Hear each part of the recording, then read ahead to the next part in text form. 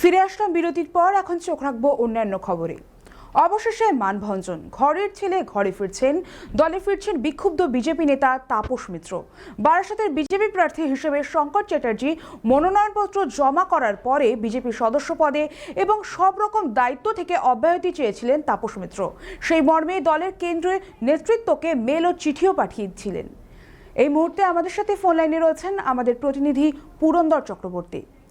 পুরন্দরের কাছ থেকে আমরা আরো বিস্তারিত জানবো। পুরন্দর, আমরা এই ঘটনা যে ভোটের আগে দেখিনি কখনো এমনটা নয়, এই ভোটের আগে আকছার হয়ে থাকে এই দল ছেড়ে সেই দল, অর্থাৎ রাম ছেড়ে বাম, বাম ছেড়ে রাম, আবার কখনো তৃণমূল বিজেপি, এটা হতেই থাকে।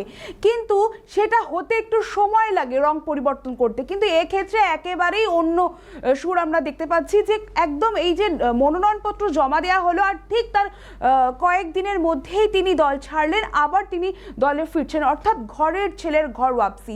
কি বলবে, ঠিক কি হয়েছিল তুমি যদি বিস্তারিত বলো। দেখো বৃথা, তোমার প্রশ্নের মধ্যে অনেকগুলো স্তর রয়েছে।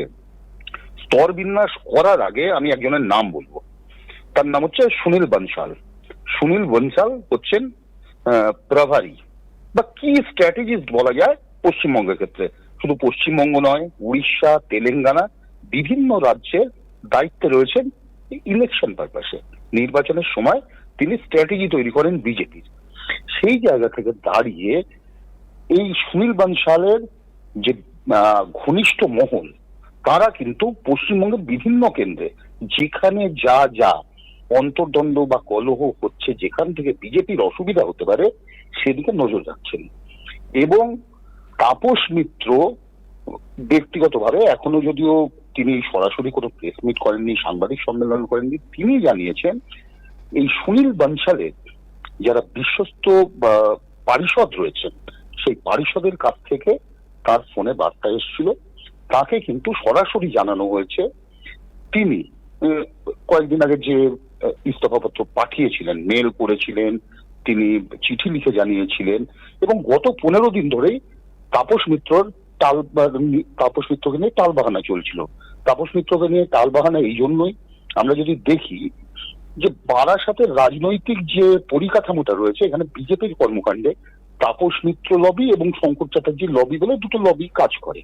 কিন্তু ওভারঅল আমরা যদি ইলেকশন সিনারিওকে দেখি, বিজেপিকে একসঙ্গে কাঁধে কাঁধ মিলিয়ে লড়তে হবে, এটাই বিজেপির শীর্ষ নেতৃত্বের বার্তা ছিল। এবং এই বার্তা থেকে যখন শঙ্কর চ্যাটার্জিকে এখানে মনোনয়ন দেওয়া হয়, তারপরে কিছুটা ক্ষুব্ধ ছিলেন তাপস মিত্র। তিনি সাংবাদিক সম্মেলন করে সেটাও জানিয়েছেন। এবং পরবর্তী সময় শঙ্কর চ্যাটার্জি মনোনয়নপত্র দাখিল করার 3 দিনের মাথায় গত 9 তারিখ নির্দল প্রার্থী হিসাবে মনোনয়ন জমা দেন তাপস মিত্র।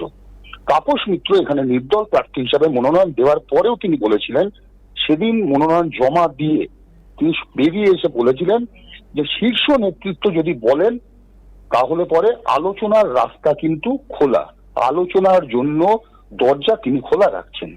এবং তিনি সেদিনও জানিয়েছিলেন যে জনৈক প্রাক্তন মুখ্যমন্ত্রী অন্য রাজ্যের, ধরে নেওয়া যাক ত্রিপুরার হতে পারে, তিনি তাকে ফোনেও অনুরোধ করেছেন, কিন্তু তিনি কেন্দ্রীয় শীর্ষ নেতৃত্বের কাছে সরাসরি আশ্বাস চেয়েছিলেন এবং সেই আশ্বাস বাণী কিন্তু তিনি পেয়েছেন।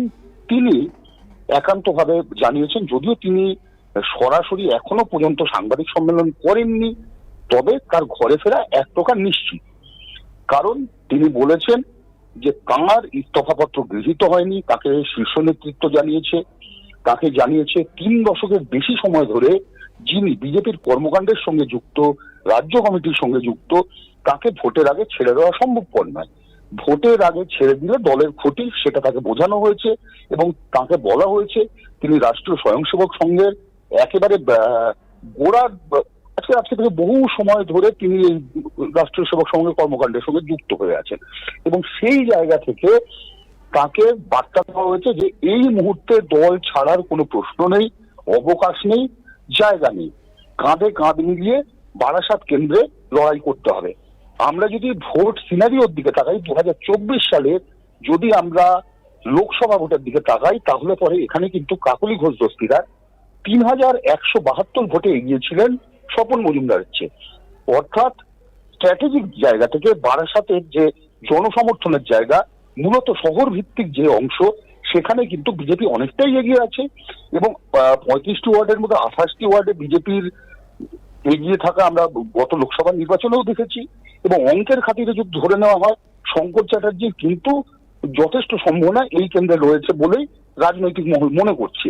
এই জায়গায় দাঁড়িয়ে যদি বিজেপি শহর তৃণমূলের যে মহল যারা মনে করছে বিজেপির এই অন্তর্দ্বন্দ্ব তাদেরকে সুবিধা এনে দেবে, তারা কিন্তু মনে করছিল যে বিজেপির এই যে শীর্ষ নেতৃত্বের দুজন বড় নেতা তারা তাপস চ্যাটার্জি এবং তাপস মিত্র এবং শঙ্কর চ্যাটার্জি এরা যদি অন্তর্দ্বন্দ্ব করেন সেক্ষেত্রে কিন্তু তাদের লাভ হবে। কিন্তু এই মুহূর্তে সিনারিও যা রাজনৈতিক অবস্থান যেদিকে তাপস মিত্র যেদিকে এগোচ্ছেন, অর্থাৎ তিনি যে কোনো সময় সাংবাদিক সম্মেলন করে জানাতে পারেন যে তিনি বিজেপিতে ফিরছেন এবং তিনি যা জানিয়েছেন যে শীর্ষ নেতৃত্বের সঙ্গে একপ্রস্ত আলোচনা হয়ে গেছে, তবু আলোচনা চলছে এবং সর্বোপরি তাঁর ঘনিষ্ঠ মহল যারা তার সঙ্গ ছাড়েনি এই টালমাটাল পরিস্থিতির মধ্যে, তাদের সঙ্গেও তিনি কথাবার্তা বলে নিতে চান, পরিষ্কার বার্তা দিতে চান এবং তারপরেই তিনি ফেরার কথা ঘোষণা করবেন। এবং মনে করা হচ্ছে তাপস মিত্র যা জানিয়েছেন সেক্ষেত্রে কালকেই তিনি মনোনয়ন পত্র প্রত্যাহার করতে পারেন যদি সব দিকে আলোচনা যে খাতে এগোচ্ছে সেই খাতে যদি এগোতে থাকে। এবং ধরে নেওয়াই যায় তাপস মিত্র ঘরে ফিরেছেন, ঘর ওয়াপসি হয়েছে। সেক্ষেত্রে কিন্তু একটা কথা সুস্পষ্ট ভাবে বলা যায় পৃথা, যে যেখানে দাঁড়িয়ে শিয়ানে কোলাকুলি হচ্ছে বারাসাত বিধানসভা কেন্দ্রে সব্যসাচী দত্ত এবং শঙ্কর চ্যাটার্জি, তাপস মিত্র দলে ফিরলে কিন্তু কিছুটা হলেও অস্বস্তি বাড়বে তৃণমূলের। এবং তাপস মিত্রকে এই জন্যই কেন্দ্রীয় নেতৃত্ব অনুরোধ করেছেন যে তার ইস্তফাপত্র গৃহীত হয়নি এবং যেটা অ্যাপ্রুভ করা হয়নি তার ভিত্তিতে তিনি দলে ফিরুন। এবং আমি প্রথমে যার নাম বললাম অর্থাৎ সুনীল বানশালের ঘনিষ্ঠ মহলের মাধ্যমে তার কাছে বার্তা এসছে যে ইস্তফাপত্র যেহেতু গৃহীত হয়নি এই মুহূর্তে তাপস মিত্র মাঠে নামুন। আমরা শঙ্কর চ্যাটার্জির সঙ্গে কথা বলেছিলাম, তিনি জানিয়েছেন যে এই অবস্থায় যে অবস্থায় দাঁড়িয়ে আছে বারাসাতের বিধানসভা ক্ষেত্রের রাজনৈতিক অবস্থা, সেখানে সবাইকে কাঁধে কাঁধ মিলিয়ে একসঙ্গে লড়তেই হবে। পৃথা একেবারেই পুরন্দর, এই মুহূর্তে দাঁড়িয়ে যেটা বোঝা যাচ্ছে যে বিজেপির একেবারে যে অন্তর্দ্বন্দ্ব সেটা যেন কোনোভাবে তৃণমূলের কাছে ভোট জয়ের হাতিয়ার না হয়ে ওঠে, সেটা করতে কিন্তু সেই বিষয়ে কিন্তু নজর রয়েছে বিজেপির নেতৃত্বদের, এটা একেবারে স্পষ্ট এই মুহূর্তে। ধন্যবাদ পুরন্দর আমাদের সঙ্গে থাকার জন্য। এই মুহূর্তে আমরা যেটা জানতে পারছি যে তিনি অর্থাৎ তাপস মিত্র কিন্তু মনোনয়নপত্র জমা দেওয়ার শেষ দিন নির্দল প্রার্থী হিসেবে মনোনয়নপত্র জমা দিয়েছেন এবং অবশেষে শীর্ষ নেতৃত্বের সঙ্গে কথা হওয়ার পরে বরফ গলছে। দলে ফিরছেন তাপস মিত্র, তিনি জানিয়েছেন দল তাকে জানিয়েছে তার ইস্তফাপত্র গৃহীত হয়নি। এরকম অবস্থায় বারাসাত বিধানসভা কেন্দ্র ঘিরে বিজেপির জট কেটে যাচ্ছে এবং বিজেপির অন্তর্দ্বন্দ্ব ঘিরে তৃণমূলের যে বাড়তি ফায়দা পাওয়ার কথা ছিল তা থাকবে না বলেই রাজনৈতিক মহলের ধারণা। শুভ আতাত রয়েছে ওই এই ডিএম অফিস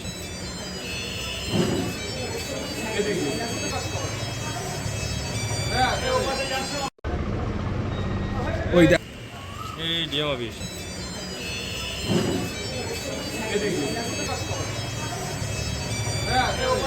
দাঁড়িয়েছি আমি, কিন্তু ওই কাউকে হারানো মানে শঙ্করবাবুকে হারানোর জন্য বা অন্য কোনো চিন্তা ভাবনায় দাঁড়ায়নি। ওই এই ডিএম অফিস